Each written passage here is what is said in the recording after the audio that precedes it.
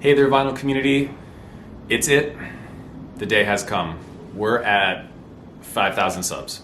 I started this channel, oh God, when did I start making my first videos? I mean, I think the genesis of this channel was, I did a few videos when I was in my undergrad, a few vinyl record videos on a channel that is now defunct.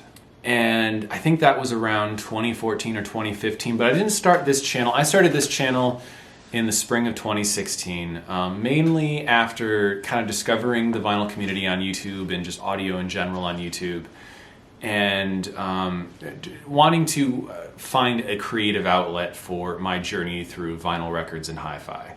Over the last 4 or 5 years, I had a couple videos that got fed into the algorithm that was kind of cool and interesting and strange, and the channel has steadily grown despite the fact that I'm not always great about doing videos. You know, my life is somewhat inconsistent in that I have periods where I'm really, really busy, and then I have periods where I have a lot of downtime.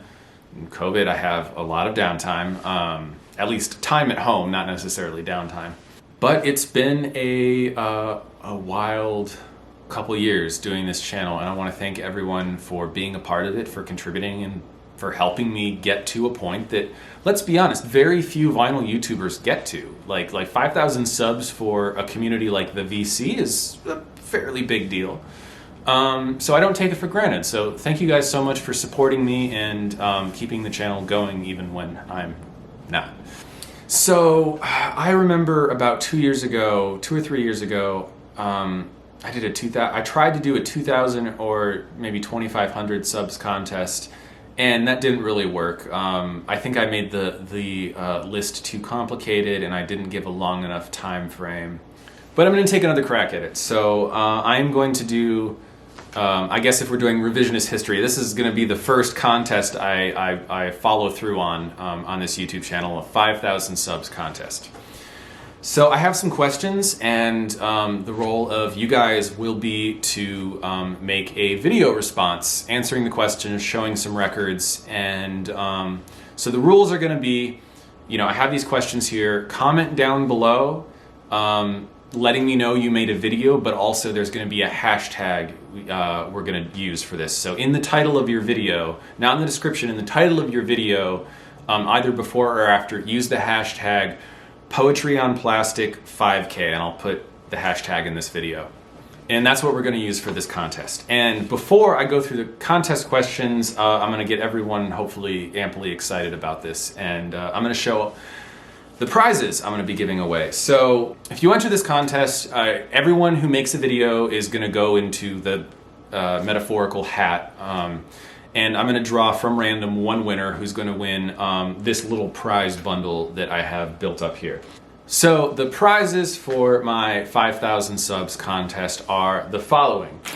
1 Momilla Gel Stylus Cleaner. I don't know if you've ever seen these things, but I swear by them. It's the most efficient way to clean your stylus in between plays. It's basically like a little gel pad, and you lower your turntable stylus into it, and then lift it back up, and it basically cleans all of the gunk off the tip of your stylus. And these things are great. If you don't have one, well, maybe you can win one. They're excellent.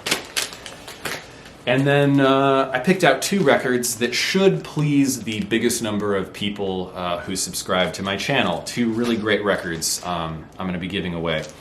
One is Bob Dylan, The Times They Are Changing. This is the Mobile Fidelity Sound Lab, double 45 in mono. One of the few Mobile Fidelity Dylans you can still get. It's limited to 3,000. And, you know, who knows, by the time I post this, it may be sold out. So you can win this. as well as a classical record, because I know a lot of the people that follow my channel do it for the classical record content. So we have the Analog Productions reissue of Leopold Stakovsky's The Sound of Stakovsky and Wagner. This is one of the records I recommended in my 25 records to start a classical music collection. This is an incredible sounding record, an incredible performance by Stakovsky and the Symphony of the Air, which is formerly the NBC Symphony Orchestra. So yeah, this is, even if you're not into classical, you'll probably get a kick out of this. It's a really, really great record, great music, great sound. So that's what's in the prize box. So if you enter and I draw your name, that's what you're going to win. Now on to the questions. Despite that this is a 5K subs contest, I got 6 questions just because I can.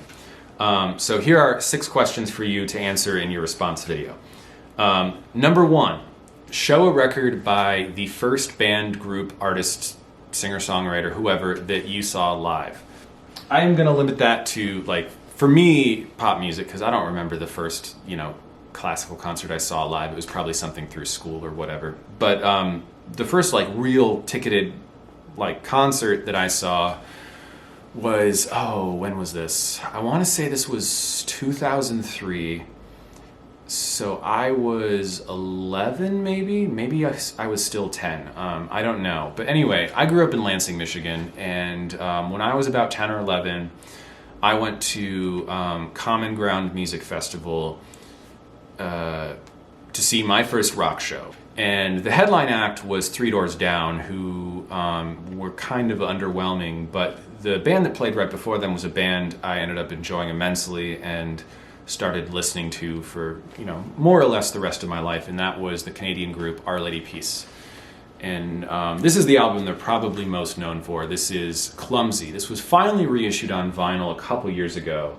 Let's see if it has the date on here. I think this finally got reissued in, I want to say 2018, after not being on vinyl in its entire existence, because this was originally released in 1997. But this is just peak Canadian grunge. If you like any type of grunge or alternative 90s music, man, you're missing out if you don't know this album. So that's my pick. So question number 2 is, I want you to show a record that was your most listened to record when you were 17. I know for me, it's a really, really easy one. It's either this, which is the Fall of Troy's Manipulator. This was easily, I think, the most listened to album in my car to and from school, my senior year of high school when I was 17. And it was on constant play on my iPod. So yeah, definitely Fall of Troy's Manipulator. The other one I would say, which is one it's never been released on vinyl, is Horse the Band's Desperate Living. But since this is a vinyl contest, I picked Fall of Troy's Manipulator. Question number 3. I would like you to show a record that was your entry point into an otherwise kind of unfamiliar genre. For me, a record that fills that gap is Deaf Heaven's Roads to Judah.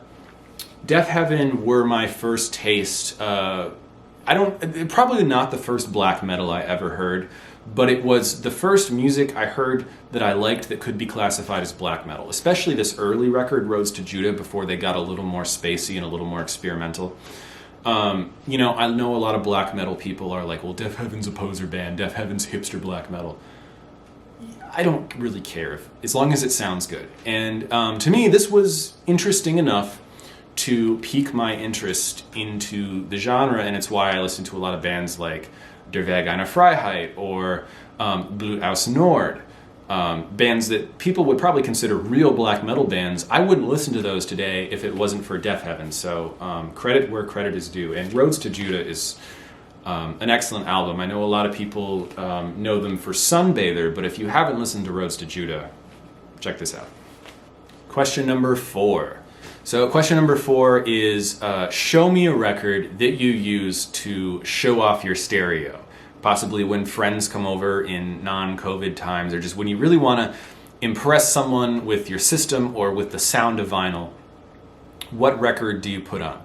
For me, it's usually one of the Analog Productions Doors reissues. I think the best sounding one of the bunch is probably their final album with Jim Morrison, LA Woman. Man, this is not only an incredible piece of music, but just really incredible sounding. Doug Sax remastered this. Doug Sax was the original mastering engineer that did the Doors albums back in the 60s and 70s, and Analog Productions got him to recut them at double 45 for this reissue, and they're just stunning. It's insane that these have been out for almost 10 years now, and Doug Sax has since passed away, but AP still has them in print. So don't sleep on these. They're incredible. And, you know, it's easily one of the first things I put on if I want to say, hey, look, this is what vinyl and hi-fi can do. Check this out. Everyone is nodding their head and tapping their toe when LA Woman goes on. It's just not possible not to. Question number 5. So question 5 is, I want you to show me a record in your collection that is mixed horribly, just sounds awful, sounds like it could have been recorded with a potato, yet you love it anyway, you play it anyway, you tolerate the bad sound because the music is so good. Being someone who is into independent music and punk music, there's a lot I could have picked, a lot of low budget 7 inches I have in my collection, a lot of, you know, low budget LP releases that were, you know, a band releasing maybe 500 copies of a record and never even sold that. So I have a lot of that stuff, and a lot of that certainly is mixed poorly or cheaply.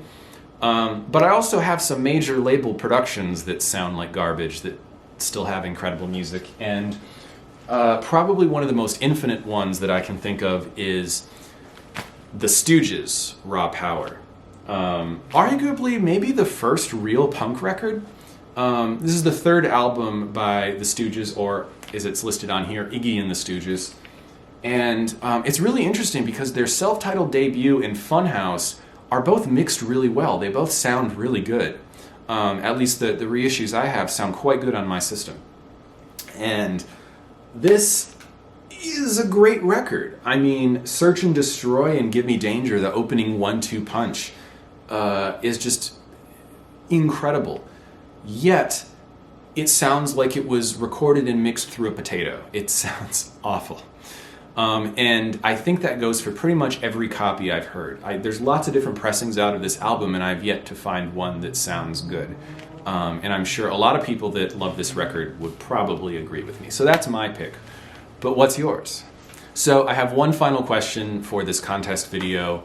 I talk a lot about records on this channel, but I make no qualms about the fact that I am an audiophile, and to me records are a part of the audio experience, my preferred format for my audiophilia.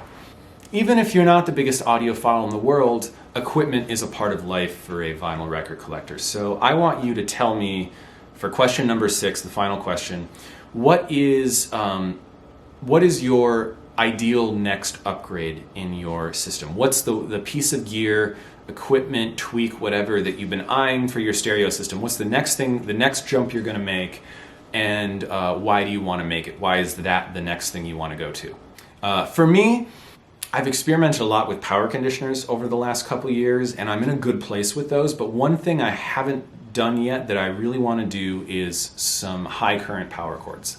And I know a lot of people are going to jump down my throat for that one, but hear me out, because I've heard what these things can do. And I do have some basic upgraded power chords for my source components. Like I have some upgraded power chords for like my disc player and you know, whatever DAC I'm using at the time. Right now I have a Denafrips DAC in for review that didn't come with a power cord, and I've been using one of my power chords for it. So I've experimented with some of those like basic like $50 upgrade power chords. However, power chords are kind of a different animal when it comes to high current things like amplifiers and power conditioners, things that draw a lot of current. So I think the next tweak to my system is both for my headphone amplifier and possibly for my amplifier, I'd like to get those fitted with some high current Shinata power chords. That's really the next upgrade I want to do, because I've heard what those like either the Shinata or the transparent or even like the Pangea Audio.